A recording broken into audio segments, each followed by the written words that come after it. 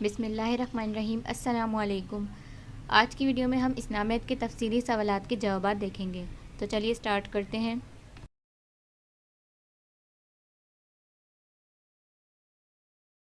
آپ کی اسلامیت کی جو نیو بک ہے اس کا باب اول قرآن مجید ہے، جس کا حصہ الف قرآن مجید تعارف اور فضائل ہیں۔ سوال نمبر 1 ہے ہمارا، قرآن مجید کا جامع تعارف تحریر کریں۔ سب سے پہلے ہم ہیڈنگ لکھیں گے قرآن مجید کا تعارف۔ قرآن کے معنی، لفظ قرآن کے لغوی معنی پڑھنا ہے، اور قرآن کے معنی پڑھی ہوئی کتاب بھی ہے، یعنی قرآن پاک کا جو لفظ ہے اس کے معنی پڑھنا بھی ہے اور پڑھی ہوئی کتاب بھی ہے۔ قرآن کے اصطلاحی معنی، قرآن کریم کے اصطلاحی معنی ہے یہ اللہ تعالیٰ کا وہ کلام پاک ہے جو آپ صلی اللہ علیہ وآلہ وسلم پر حضرت جبرائیل علیہ السلام کے ذریعے نازل ہوا، یعنی قرآن پاک جو ہے وہ اللہ تعالیٰ کا وہ کلام پاک ہے جو اللہ تعالیٰ نے حضرت جبرائیل علیہ السلام کے ذریعے ہمارے آخری پیغمبر حضرت محمد صلی اللہ علیہ وآلہ وسلم پر نازل فرمایا تھا۔ قرآن مجید میں 30 پارے 114 صورتیں موجود ہیں۔ پہلی صورت سورہ فاتحہ اور آخری صورت سورہ ناس ہے۔ سب سے بڑی صورت سورہ بقرہ ہے اور سب سے چھوٹی صورت سورہ کوثر ہے۔ صورت کم از کم 3 آیات پر مشتمل ہوتی ہے اور ہر صورت کا خاص مضمون و موضوع ہوتا ہے۔ قرآن پاک میں جو ہے وہ 30 پارے اور 114 صورتیں موجود ہیں، اور قرآن پاک کی سب سے پہلی صورت سورہ فاتحہ ہے اور آخری صورت سورہ ناس ہے۔ قرآن پاک کی جو سب سے بڑی صورت ہے وہ سورہ بقرہ کہلاتی ہے، اور قرآن پاک کی سب سے چھوٹی صورت کو سورہ کوثر کہا جاتا ہے۔ قرآن پاک کی صورت کم از کم 3 آیات پر مشتمل ہوتی ہے، اور ہر صورت کا ایک خاص مضمون ہوتا ہے، خاص موضوع ہوتا ہے، یا خاص واقعہ موجود ہوتا ہے۔ قرآن کی تعلیمات۔ قرآن مجید کا موضوع انسان ہے، اور اس میں انسانوں کے لیے ہدایت اور رہنمائی موجود ہے۔ قرآن مجید چونکہ اللہ تعالیٰ کا کلام ہے، اس لیے اس میں جو کچھ بیان ہوا ہے وہ یقینی علم ہے، اور تمام دنیا کے انسانوں کی دنیا و آخرت کی حقیقی فلاح کا دار و مدار قرآن کی تعلیمات پر عمل کرنے میں ہے۔ یعنی قرآن پاک جو ہے اس کا موضوع انسان ہے، اللہ تعالیٰ نے انسان کو قرآن پاک کا موضوع بنایا ہے، جس سے جو ہے تمام انسان ہدایت اور رہنمائی حاصل کر سکتے ہیں۔ قرآن پاک جو ہے وہ اللہ تعالیٰ کا کلام ہے، اس لیے اس میں کچھ شک نہیں، یہ ایک یقینی علم ہے، اور دنیا کے تمام انسان جو دنیا آخرت دونوں میں ہی فلاح حاصل کرنا چاہتے ہیں، کامیابی حاصل کرنا چاہتے ہیں، تو وہ قرآن پاک کی تعلیمات پر عمل کر کے ہی دنیا آخرت دونوں میں کامیابی حاصل کر سکتے ہیں۔ سوال نمبر 2 ہے قرآن مجید کی چند خوبیاں بیان کریں۔ قرآن مجید کی چند خوبیاں۔ قرآن مجید کا الہامی کتاب ہونا۔ الہامی کے معنی ہے اللہ کی طرف سے انبیاء یا اولیاء کو جو اطلاع یا جو ہدایت روحانی طور پر دی جاتی ہے۔ قرآن کریم اللہ تعالیٰ کی آخری الہامی کتاب ہے جو انسانوں کی ہدایت کے لیے آخری پیغام ہے، جو رہتی دنیا کے اقوام کا دستور عمل ہے اور دنیا و آخرت کی فلاح کی ضامن ہے۔ اس کا پڑھنا اور سننا باعث برکت اور ثواب ہے، اس کو سمجھنا، اس کی باریکیوں پر غور و فکر کرنا باعث ہدایت اور سعادت دارین ہے۔ سعادت دارین کے معنی ہے دونوں عالم کی سعادتیں، جبکہ اس کی تعلیمات پر عمل کرنا، دوسروں کو سنانا اور اس کی برکات سے محروم لوگوں تک اس کو پہنچانا بہت بڑی نیکی اور حصول سعادت دارین کا موجب ہے۔ قرآن پاک جو ہے وہ اللہ تعالیٰ کی نازل کی ہوئی آخری کتاب ہے، جو قیامت تک کے انسانوں کی ہدایت کے لیے آخری پیغام ہے، جس سے قیامت تک کے انسان جو ہے ہدایت حاصل کر سکتے ہیں اور قرآن پاک کی تعلیمات پر عمل کر کے دنیا و آخرت میں کامیابی حاصل کر سکتے ہیں۔ قرآن پاک کو پڑھنا، سننا اور سمجھنا، اس کی باریکیوں پر غور و فکر کرنا باعث ہدایت اور بہت بڑی نیکی ہے۔ اس کے علاوہ قرآن پاک کی تعلیمات پر عمل کرنا اور ان لوگوں تک اس کی برکات کو پہنچانا جو قرآن پاک کی تعلیمات سے محروم ہیں، ان تک قرآن پاک کی تعلیمات کو پہنچانا بہت بڑی نیکی ہے۔ قرآن مجید عربی زبان میں نازل ہونا۔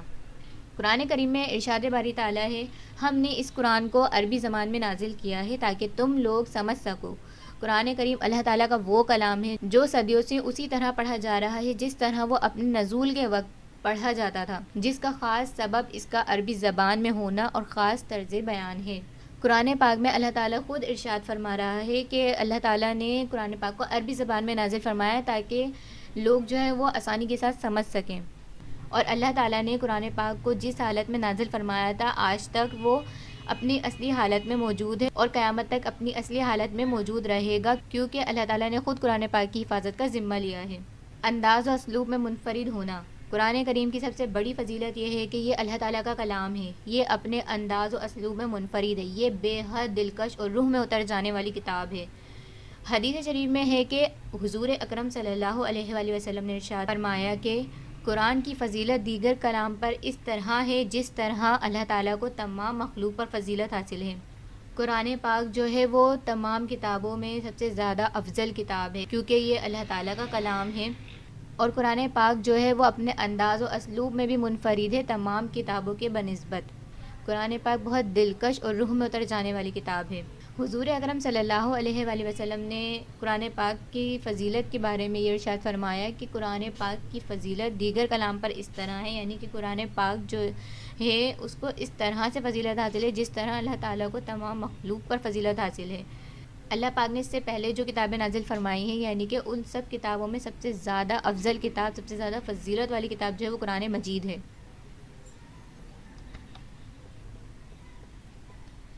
شک و شعبے سے بالا تر کتاب۔ قرآن کریم نے ابتدا ہی میں اپنی عظمت کا اعلان کیا، چنانچہ ارشاد باری تعالیٰ ہے، یہ کتاب یعنی قرآن مجید، اس میں کچھ شک نہیں کہ اللہ کا کلام ہے، پرہیزگاروں کے لیے رہنما ہے۔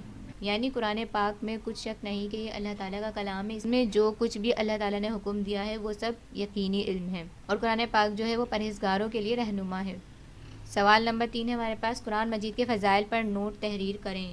قرآن مجید کے فضائل۔ قرآن مجید کے بے شمار فضائل بیان کیے گئے ہیں، جن میں سے چند یہ ہیں۔ قرآن مجید ایک بابرکت کتاب ہے، اس کی شان عام کتابوں سے بڑھ کر ہے، اس لیے مسلمانوں پر اس کے حقوق و آداب عائد ہوتے ہیں۔ یعنی قرآن پاک جو ہے بہت برکت والی کتاب ہے، اور اس کی شان جو ہے وہ عام کتابوں سے بڑھ کر ہے، اس لیے ہم مسلمانوں پر اس کے حقوق عائد ہوتے ہیں۔ قرآن مجید ایک سچی کتاب ہے، اس کی دعوت اور پیغام بھی سچائی سے بھرپور ہیں، اس کے مضامین میں ذرہ بھر بھی اختلاف نہیں ہے، یعنی اس میں جتنے بھی مضامین بیان کیے گئے ہیں اس میں ذرہ بھر بھی اختلاف نہیں ہے۔ قرآن مجید قیامت تک ساری کائنات کے تمام مادی اور روحانی، دینی اور دنیوی تقاضوں کے لیے مکمل دستور حیات، دائمی و عالمگیر قانون ہے۔